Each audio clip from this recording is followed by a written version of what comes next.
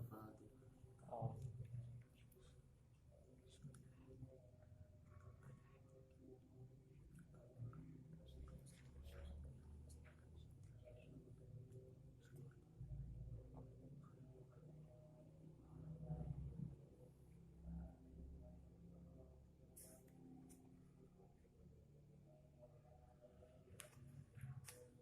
Faslun ay hadza faslun fi syurutis sholati.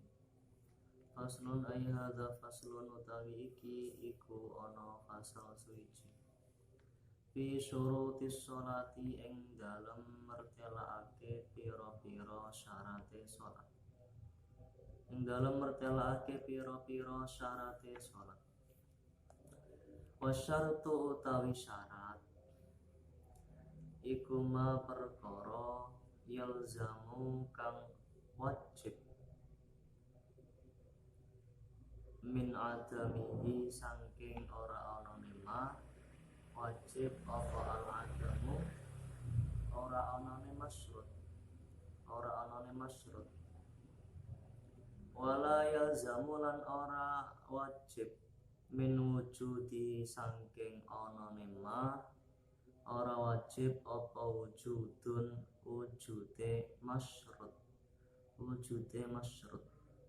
wala adamun lan ora onone masyrut lidzatihi maring dzate masyrut. Yang namanya syarat itu adalah sesuatu yang mewajibkan. Jadi saya ulang, yang namanya syarat itu apa? Yaitu kalau syarat itu tidak ada, maka masyrutnya juga tidak ada, tidak mungkin ada. Misalkan syarat-syarat sholat, berarti itu syarat. Lah masyrutnya itu adalah sholat itu sendiri. Kalau syarat sholat tidak terpenuhi, maka sholat juga tidak ada. Kalaupun dikerjakan ya tidak sah. Berarti kalau tidak ada syaratnya, maka sholat tidak bisa dikerjakan. Sesuatu yang menuntut ketika tidak ada, maka perkara yang lain juga tidak ada. Lah, cuman ketika syarat tersebut itu ada, maka tidak mewajibkan masyrutnya itu harus ada. Ketika syarat-syarat sholat itu terpenuhi, maka belum tentu sholatnya itu ada, tinggal dikerjakan atau tidak. Jadi ketika sudah menghadap kiblat, sudah menutup aurat, sudah membersihkan, mensucikan badan, tempat dan juga pakaiannya, terus sudah masuknya waktu sholat, terpenuhi syaratnya berarti. Cuman kalau tidak dikerjakan sholatnya, ya tidak ada yang namanya sholat. Tidak mewajibkan adanya syarat itu wujudnya sholat. Terus yang awal tadi, ketika syarat tidak terpenuhi, maka sholat pun juga tidak ada. Wa syurutu sihhati sholati utai piro-piro syarat sae sholat. Syarat-syaratnya sholat agar dianggap sah iku al-islamu Islam. Ada syarat-syarat wajibnya sholat, ada syarat sahnya sholat. Syarat wajib itu berarti sholat itu wajib kepada siapa saja. Kalau syarat sahnya sholat itu sah jika memenuhi beberapa hal-hal yang harus dipenuhi. Nah, sekarang bahas syarat sahnya sholat, bukan syarat wajibnya sholat. Kalau syarat sahnya sholat itu bagaimana sholatnya itu agar dianggap sah. Kalau syarat wajibnya sholat, kewajiban sholat itu harus dikerjakan oleh siapa saja. Tawi piro-piro syarat saya sholat iku al-islamu Islam. Yang pertama harus beragama Islam. Wat tamyizu lan tamyiz. 5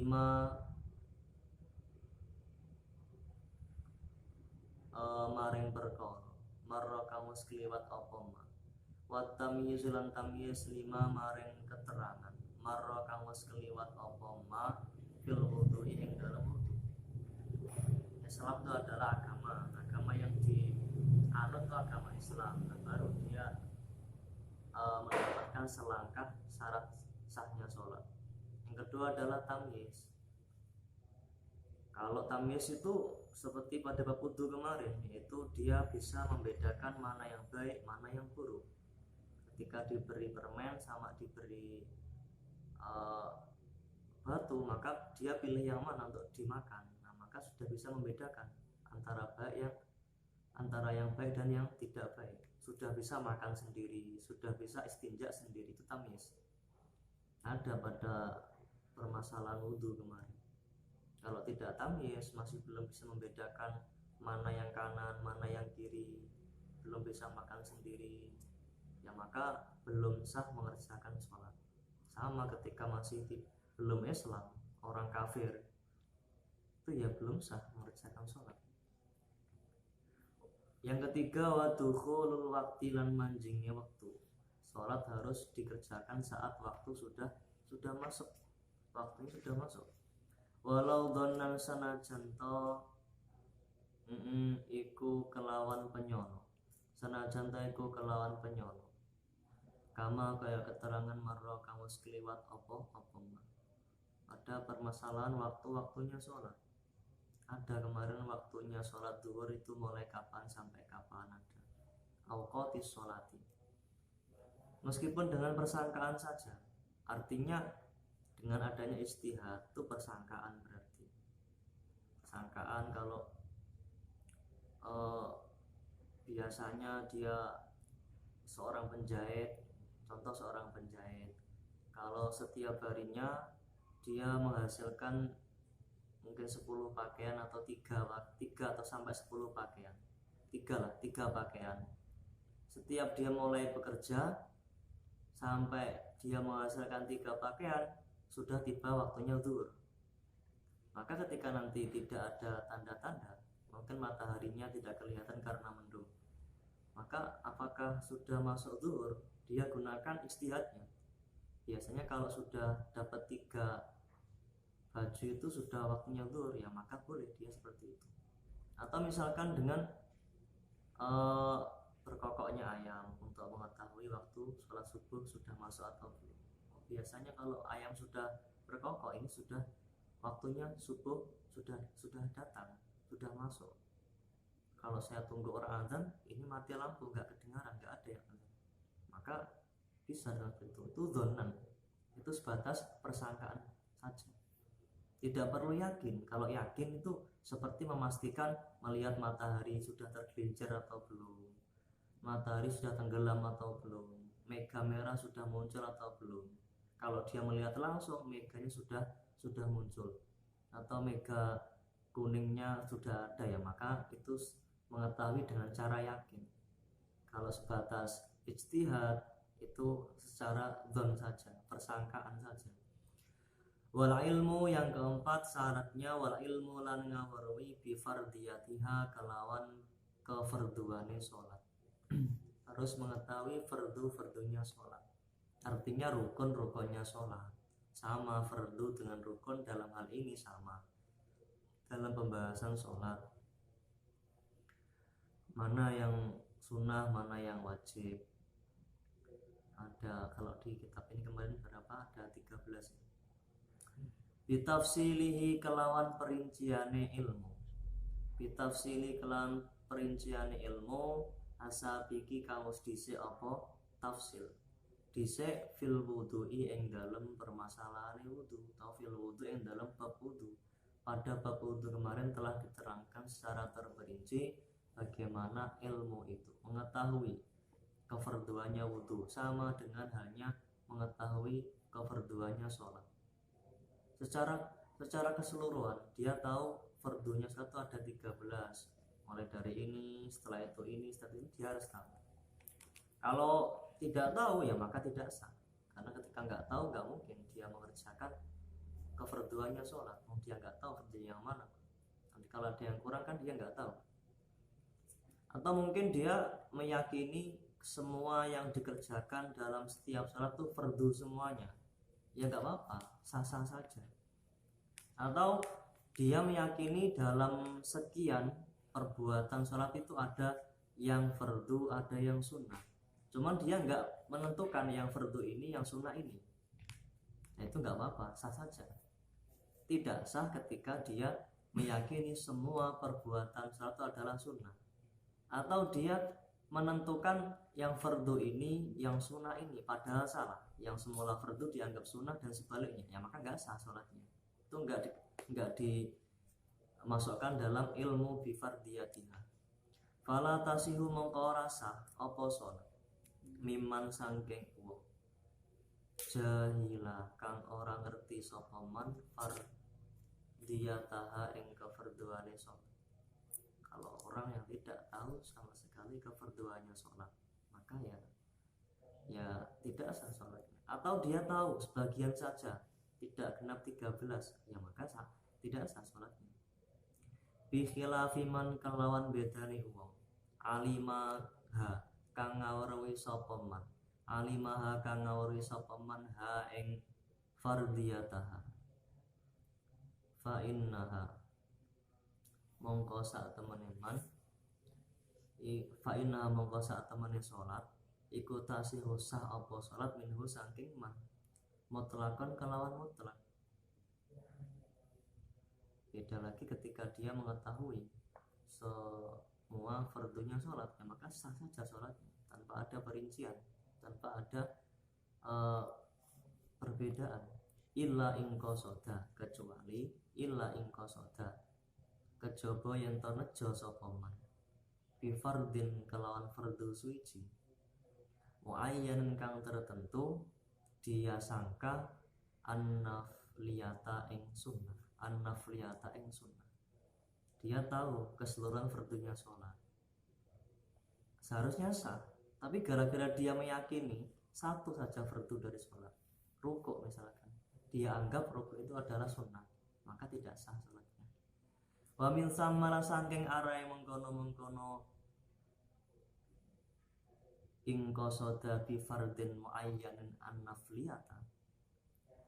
Kala ngendika sinten musannif, dari adanya pemahaman seperti itu, kalau adanya persangkaan fardu dialihkan ke hukum sunnah, maka tidak sah sholatnya. Maka musannif berpendapat seperti ini, menambahi ini, wa alla ya'taqidalan yenta ora nekotake sapa musolli, sapa man wong ora meyakini fardhon ing fardu suci, ai muayyan tegese fardu tertentu, ai muayyan tegese fardu tertentu min furudiha sangking pira-pira fardune salat, tidak meyakini sunnatan ing kesunahan, sunnatan ing sunnah, tidak meyakini satu saja fardu dari beberapa fardunya salat itu sebuah kesunahan, sama dengan keterangan di atas. Li ikhrajihi krana ngetokake ne musolli, tidak sahnya tadi alasannya li ikhrajihi krana oleh ngetokake ne musolli utawa man haina idzin ing dalem semangsane nalika i'tiqad, ing dalem semangsa nalika i'tiqadu fardin min furudiha sunnatan al fardhu ing fardu, mengeluarkan al fardhu ing fardu dikeluarkan an haqiqatihi saking hakikate fardu asyar'iyati kang bangsa syara', karena telah mengeluarkan hakikatnya fardu yang secara sudah dipastikan oleh syariat, oleh hukum. Rukuk itu hukumnya ya fardu, termasuk rukunnya sholat. Kalau diyakini sunnah maka dianggap mengeluarkan rukuk dari hakikatnya syariat. Wat-thaharatu yang kelima berarti wat-thaharatu keenam ya. Wa alayata kita yang kelima. Wat-thaharatu lan suci. Suci anil hadasi saking hadas. Al-azghari rupane hadas cilik wal akbarin hadas gede. Suci dari hadas kecil maupun hadas besar. hadas kecil, hadas yang mewajibkan seseorang untuk mengerjakan wudhu atau penggantinya berupa tayamum. Kalau hadas besar, hadas yang mewajibkan seseorang untuk mengerjakan mandi besar atau penggantinya berupa tayamum. Fa in sabaqahu mangko lamun to belanjur apa hadas hu ing musolli batalat mongko batal apa sholat. Ketika di pertengahan sholat terus dia tidak bisa menahan hadasnya, akhirnya keluar, mungkin buang angin, ya maka batal sholatnya. Wa in kana hale senajan ono sapa musolli iku faqidat tahuraini wong kang kesepen alat sesuci loro, wong kang kesepen alat sesuci loro, air dan debu. Ada seseorang mau sholat, dia nggak punya wudhu, mau wudhu tidak bisa, nggak ada air, mau tayamum juga tidak ada debu, entah di mana tempatnya, nggak ada air, nggak ada debu. Terus waktu sholat itu sudah tiba, dia mencari, berusaha mencari, tidak ada, sampai waktunya akan segera habis. Maka bagaimana tindakannya? Wajib dia sholat dihormatil waktu dengan tanpa wudhu atau tayamum. Karena keadaan seperti itu maka wajib sholat dihormatil waktu. Kok nanti setelah dia sholat, di pertengahan sholatnya dia batal, ya maka batal sholat. Artinya dia mengeluarkan hadas, maka ya batal sholatnya. Pas pertengahan sholat dia buang angin, ya batal sholatnya. Dia meyakini nggak batal, loh saya kan sudah nggak punya wudhu, saya dari awal sebelum saya sudah batal nggak punya wudhu, ini kan sama saja, ya nggak bisa, tetap dikatakan batal. Artinya dia harus mengulang lagi sholatnya. Lil khobari krono onone hadis as-sahih kang sahih apa khobar. Idza fasa ahadukum fi sholatihi falyansharif wal yatawadda wal yu'id sholatahu wal yu'id sholatahu. Idza fasa ing dalem nalikane ngentut cilik sapa ahadukum salah sijine sira kabeh. Buah angin cuman sedikit, artinya fasa itu. Sapa ahadukum salah sijine sira kabeh buang angin fi sholatihi ing dalem sholate ahad. Di tengah-tengah sholatnya dia buang angin. Fala yang sorif mongko becek mongko becek, mana aslinya mengo, mongko becek buyaran, mongko becek buyaran sopo ahad. Artinya dia selesaikan sholatnya, dia langsung keluar dari sholat, tidak bisa dia teruskan sholatnya. Fala yang sorif mongko becek buyaran sopo ahad. Wal yatawaddu utawa fal yang syarif mongko becek mireh sapa ahad. Wal mireh itu ngalih. Wal yatawaddu lan becek wudu sapa ahad. Wal yatawaddu lan becek wudu sapa ahad. Wal yu'id lan becek baleni sapa ahad, baleni salatahu ing salate ahad. Maka yang harus dia lakukan ketika buang angin di pertengahan sholat, dia harus menyelesaikan. Dia tinggalkan sholatnya, dia segera wudu. Kalau wudhu nggak ada air, tayamum, nggak ada debu, ya sudah, dia mulai sholat lagi. Wal yu'id lan kemudian dia mengulangi sholatnya dari awal. Wa yusanu lan den sunake liman keduwene wong ahdasa kang hadas sapa man. Ketika seorang hadas fi sholatihi ing dalam sholate man, di pertengahan sholatnya disunake apa ya khudha yen to ngalap, yen to nyekel sapa ahad utawa man wae, yen to nyekel sapa man, nyekel bi angfihi kelawan irunge man, dia pegang hidungnya. Pas sholat batal, dia segera mundur dengan megang hidung. Tumma yang sorifa nuli mireh to ngalih to buyaran sapa man, sitron sitron krono nutupi ala nafsihi ing atase awak dhewe man. Dia menyingkir dari tempatnya sholat dengan dia memegang hidungnya. Kenapa kau memegang hidung? Karena untuk menutupi sesuatu yang ada pada dirinya. li alla yakhudha supaya ento ora manjing gunem, tidak mencerca, tidak salah sangka, ora manjing gunem, gak dadi omongane wong maksudnya. Li alla yakhudha supaya ento ora manjing gunem sapa anasu menungso fihi ing dalem man, agar tidak mendatangkan suudzon atau omongan yang tidak baik yang nanti menyebabkan mereka semua berdosa. Fayak samu mongko podo dosa sopo nas, sebab karena satu orang tadi yang batal sholat. Ketika dia pegang hidungnya kan dikira dia keluar darah, mimisen. Nah namanya kan memaklumi kalau orang-orang yang ada di belakangnya yang mengetahui dia ketika dia terlepas dari sholatnya. Wat-taharatu syarat yang ke-6 ya, apa 7. Wat-taharatu lan suci. Yang ke-7. Wat-taharatu lan suci anil khabasi saking najis. Wat-taharatu lan suci anil khabasi saking najis. Alladzi rupane khabas. Alladzi rupane khabas la yu'fa kang ora den ngapura. La yu'fa kang ora den ngapura apa anhu saking alladzi. Apa anhu saking alladzi. Harus suci dari najis-najis yang tidak dimakfu. Nanti ada pembahasan sendiri. Najis yang dimakfu itu yang bagaimana, yang tidak yang bagaimana. Ada yang dimakfu di pakaian, ada yang dimakfu di air. Dan tidak sama ketika dimakfu di air itu enggak sama. Apa juga dimakfu di pakaian, tidak. Suci dari najis tadi fit saubi ing dalem pakaian.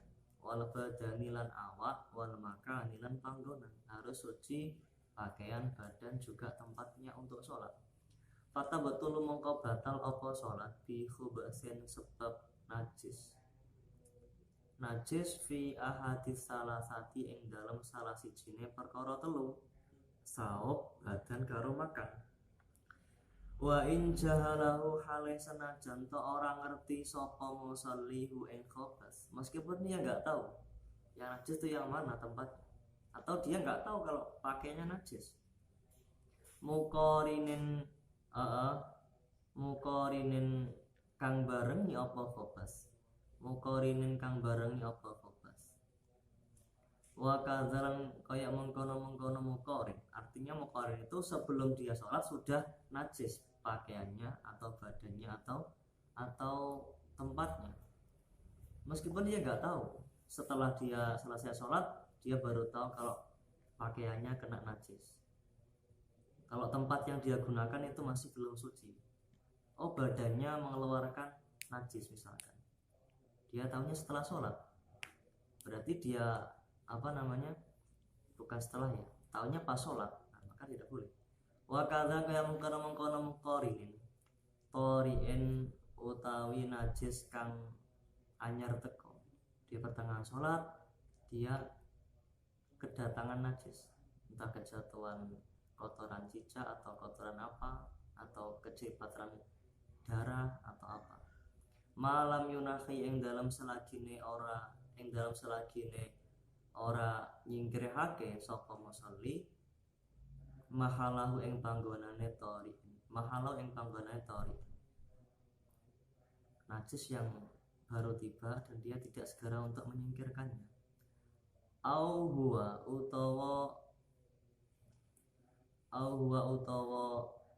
utawi toriin iku bisyarti ayakuna tetap kelawan syarat yang ono. Apa tori iku ya pisan garing. Cuma najis yang bisa disingkirkan ketika di pertengahan sholat itu datang pas sholat dia kejatuhan kotoran cicak, najis itu. Kalau mungkin itu kering bisa disingkirkan. Kalau disingkirkan maka sah saja dia meneruskan sholatnya. Kalau enggak segera disingkirkan dibiarkan ya maka enggak sah, karena dianggap sholat dalam keadaan membawa najis.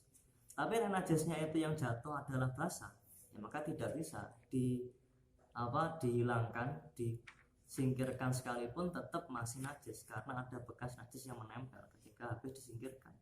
Beda masalahnya ketika itu kering. Nah, kering kan tidak membekas di pakaian atau badan yang kejatuhan tadi. Wa ayyunahiyahu wa ayyunahiyahu lan yen to nyingkirake sapa musolli hu ing najis utawa khobas disingkirake binahwi nafdin kelawan sepadane nyipatake ing dalam kelawan sepadane nyipatake kibaskan. Misalkan di sini kena najis, kok dilirik kok kering, kemudian dikibaskan, nggak apa-apa. Kalau basah ya nggak bisa. La binahu yadi ora kelawan sepadane tangane musolli. Tidak menggunakan tangannya, tidak dipegang kemudian dibuang, tidak. Kalau dipegang berarti termasuk membawa najis, batal salatnya. Au udin utawa kayu fiha kang tetep ing dalem iyat, au kummihi utawa lengene iyat. La binahu yadihi ora kelawan sepadane tangane musolli au udin utawa kayu fiha kang tetep ing dalem iyat, au kummihi utawa lengan klambine musolli, wa dzalika ta mengkono at-taharatu 'anil khabasi fi thawbi wal badani wal makani iku liqaulihi ta'ala tetep krana pengendikane Gusti Allah taala wa siyabaka fatahhir lan ing pakaian-pakaian sira fatahhir mongko nyucekno sapa sira. Ada dalam surat Al-Mudaththir siyabaka fatahhir walil khabaran krana anane hadis as-sahih kang sahih apa khabar yang mendasari kenapa harus suci dari najis ketika sholat itu memang ada keterangan dalam Al-Quran secara sharih dan juga dalam hadisnya tanazzahu minal bauli fa inna ammata adzabil qabri minhu. Tanazzahu padha bersihna sira kabeh minal bauli saking pipis utawa uyuh entah sedikit atau banyak namanya juga sama, baul. Kenapa kok harus seperti itu dibersihkan? Fa inna ammata adzabil qabri krana sak temene umume seksone kubur iku minhu tetep setengah saking baul, karena kebanyakan orang-orang yang disiksa di kubur itu gara-gara masalah sepele, tidak membersihkan air kencingnya. Semula dia sangka suci, ternyata najis akibat air kencingnya yang belum bersih, mungkin menempel di pakaiannya, mungkin istinjaknya kurang bersih atau bagaimana. Wasabatalan tetap apa al-amru perintah bijtina bin najasati kelawan ngedoi najis. Lawahu atau ijtina bin najasati iku layajibu ora wajib apa ijtinab. Ketetapan perintah untuk menjauhi najis itu tidak wajib ketika berada di luar sholat. Ora wajib apa ijtinab fi ghairi sholati ing dalam saliyane sholat. Fayajib mung wajib apa ijtinabun najasah wajib fiha ing dalam sholat. Maka wajib dikerjakan ketika dalam sholat ijtinabun najasah, menjauhi najis. Naam ya bener jarene mengkono wa huwa la yajibu fi ghairi sholati fayajibu fiha. Nah, benar seperti itu. Wajibnya ketika mengerjakan sholat. Nek gak pas sholat, ya gak wajib menjauhi najis. Cuman ini, yahrumu haram. Apa tadammuhu gubratan, berlumuran. Apa al tadammuhu berlumuran bihi kelawan khobas atau bihi kelawan najis. Kharijah ing dalam jabane sholat. Fil badani ing dalam badan wasau bilan pakaian. Ini melumurkan najis, entah terlumur atau berlumurkan diri dengan najis itu tidak boleh, haram hukumnya. Bila hajatin kelawan tanpa hajat, tanpa adanya kebutuhan. Misalkan dia menceburkan diri ke kolam yang penuh dengan kotoran tanpa ada kebutuhan sama sekali, atau dia pokoknya tanpa ada kebutuhan. Beda ketika dia pekerjaannya seorang peternak, mau nggak mau harus membersihkan kotoran dari ternaknya, yaitu nggak masalah, itu nggak haram. Walau tanah jasaran lamun to dadi najis apa ba'du badanihi sebagian awake musolli, sebagian awake musolli au saubihi utawa klambine musolli. Aja musolli man wae.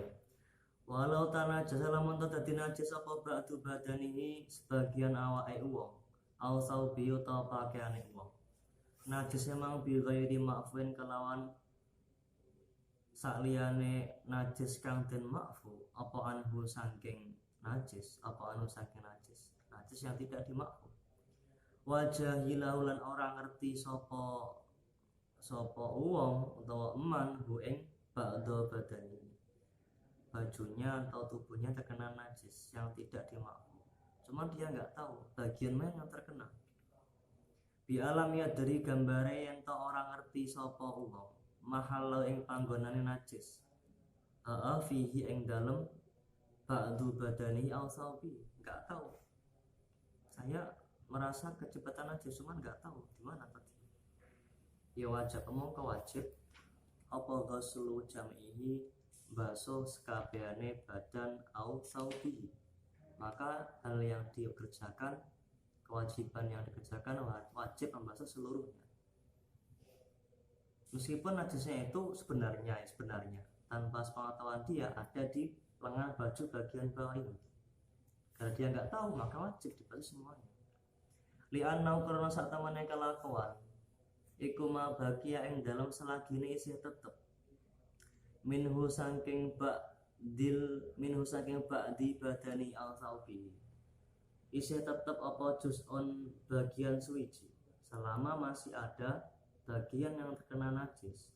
Ya fal aslu mongko utawi hukum asale iku bakaun najasati tetep najis tetep fihi ing dalam juz'in karena kaidah asalnya, hukum asalnya ketika masih belum dihilangkan maka ya tetap masih di situ. Wa huwa utawi baqaun najasah fihi iku mu'assirun mempengaruhi apa baqaun najasah mempengaruhi fi sholati ing dalam salat dapat menjadikan ketidaksahan. Li'annau karena saat temene kelakuan iku labuda ora ana panggonan sumingkir iku maujud fiha ing dalam sholat tidak ada tempat untuk mengkesampingkan min dhannit thaharati saking nyono suci. Artinya wajib mau nggak mau, labud itu mau nggak mau seseorang itu harus memiliki prasangkaan suci ketika mengerjakan sholat. Nah kalau dia nggak punya prasangka suci dalam sholat ya nggak sah sholat. Mamang dia, aku mau wis ngresi kelambiku kok durung, padahal aku mau ngerosok nek najis. Nah berarti kalau dia ragu-ragu ya nggak sah, karena harus dzon, tidak boleh syak, minimal dzon. Wa bilan kelawan li anna la budda fiha min dzanni tarati faraqo bedani apa lautana jasa ba'du badani al saubihi. Wa bilan kelawan la budda fiha min dzanni tarati faraqo bedani apa lautana jasa ba'du badani al saubihi bedani ma ing permasalahan lau asoba lamun to mengenai lamun to mekenani lamun to ngenei minhu sangking badan au saub apa juz'un bagian suci qabla ghuslihi ing dalam sadurunge basuhe qabla ghusli ing dalam sadurunge basuhe juz ing dalam sadurunge basuhe saub au badan aja saub au badan mengenani rotban ing teles-teles fa innahu mongko sak temene juz iku layu najisu ora najisake apa juz ing rotban. Misalkan di salah satu bagian pakaiannya atau badannya itu terkena najis belum dihilangkan, dia nggak tahu yang mana yang terkena itu, terus kemudian pakaian atau badannya tadi menyentuh cairan, mungkin air satu gelas atau bagaimana, pokoknya cairan. Nah maka cairan tersebut tidak dihukumi najis meskipun belum dibahas najisnya, enggak dihukumi najis. Li'anal asla karena saat temani hukum asal iku adamu tanajusi mulaqihi ora onone hukum najise perkara kang bersentuhan dengan juz'un minhu. Iku adamu tanajusi mulaqihi ora onone hukum najise perkara kang tetemu maring juz'un minhu. Ora onone hukum najis maring perkara kang bersentuhan dengan juz'un minhu. Karena hukum asalnya rotban tadi yang tersentuh oleh pakaian yang najis, hukum asalnya tidak najis. Pun juga dia tidak dapat memastikan najisnya itu yang ini dan tadi ini menyentuh cairan, kan tidak, dia nggak tahu sing dinajisin. Nah terus yo nek iki najisnya oga kan yo gak najis air tadi atau cairan tadi, ya maka tidak dihukum najis karena ikut terhadap hukum asal. Wala yajtai dilan ora kena ijtihad sapa wong wa ingkana halesana janta ana apa al-khabasu najis ana iku bi ahadi kamaihi tetep ing dalem salah sijine lengan lorone wong. Di salah satu kedua lengan bajunya itu terkena najis. Terus dia nggak bisa ijtihad. Dia kok saya condong ke lengan yang kanan ya, ini saya bersihkan, yang kiri tidak bisa. Karena termasuk satu barang. Ijtihad itu syaratnya harus adanya ta'adud. Misalkan dalam permasalahan air, dua wadah itu boleh, kalau dua wadah itu sudah beda. Nah kalau kedua lengan ini kan masih sama, satu barang, nggak bisa dikerjakan ijtihad di dalam satu hal yang tidak ada bilangannya. Bendanya satu tok, gak bisa ijtihad. Nek bendane loro, telu, 4 bisa. Li'anna syaratal ijtihadi karena saat temene syarat ijtihad iku ta'addudul mahalli wa wilangane panggonan. Kama kaya keterangan marro kang wis kliwat apa yang ada pada kemarin bahasan toharoh bagian awal ijtihadul awal. Fa in fasola mangkala monto kepisah apa al-kumani lengan loro. Ketika kedua lengannya sudah dipisah, ya mongko ijtihada mongko ijtihad sapa man fihi ma ing dalem kuman, maka dia bisa ijtihad menggunakan salah satunya. Walau ghusala nisfa mutanajisin ka saubin tanajasa kulluhu summa baqihi tahura kulluhu in ghusala ma'al baqi mujawirahu anil mansuni awalan wa illa yasilu al mujawira fayabqa al mutasifu bi fathi sadi ala najasatihi tuna mulaqihi li anna najasata al mujawiri la tata'adda lima ba'dahu ala taro anna samana al jamida la yunajisu minhu illa mala kian najasata tuna maja wallahu a'lam. Bismillah.